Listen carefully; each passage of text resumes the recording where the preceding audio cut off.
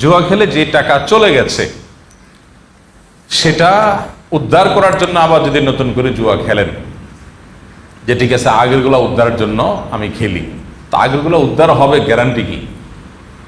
উদ্ধার হবে না হয়ে বরং আরো তো চলে যেতে পারে, কি বলেন? আর যদি উদ্ধার হয়ও কথার কথা, তো সেক্ষেত্রে শয়তান, যে শয়তানের কাজই হলো জুয়া খেলানো, জুয়ার সাথে শয়তানের নিবিড় সম্পর্ক আছে, সে আপনাকে উদ্ধারের পরে বলবে 1 লাখ উঠছে, আরো তো 3 লাখ আছে, উঠাও। এরপরে বলবে ঠিক আছে আর 2 কদম বাড়ো, প্রত্যেকবার কি আর ধরা খায় মানুষ, এবার হয়তো লাভ করবা।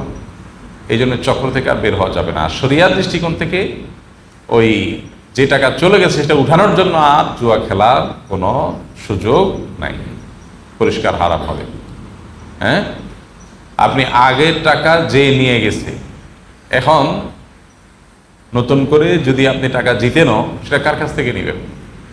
আর আগের ক্ষতিপূরণের জন্য নতুন করে আবার জুয়া খেলা, এটা জায়েজ হবে না। বরং এক কাজ করেন, দেখেন শয়তান যে এখানে কুবুদ্ধি দিচ্ছে ভদ্রলোকের, দেখেন এটা একটা আইডিয়া, মানে একটা কু আইডিয়া দিছে, এর একটা ক্লু এখানে দেই। সেটা হলো, আচ্ছা যেই টাকা চলে গেছে এটা উদ্ধারের জন্য জুয়া খেলতে বুদ্ধি দিছে শয়তান। কেন শয়তান এই বুদ্ধিটা দিতে পারলো না যে ওইটা উঠার জন্য তুমি এখন জানতো মেহনত করে ব্যবসা শুরু করে দাও?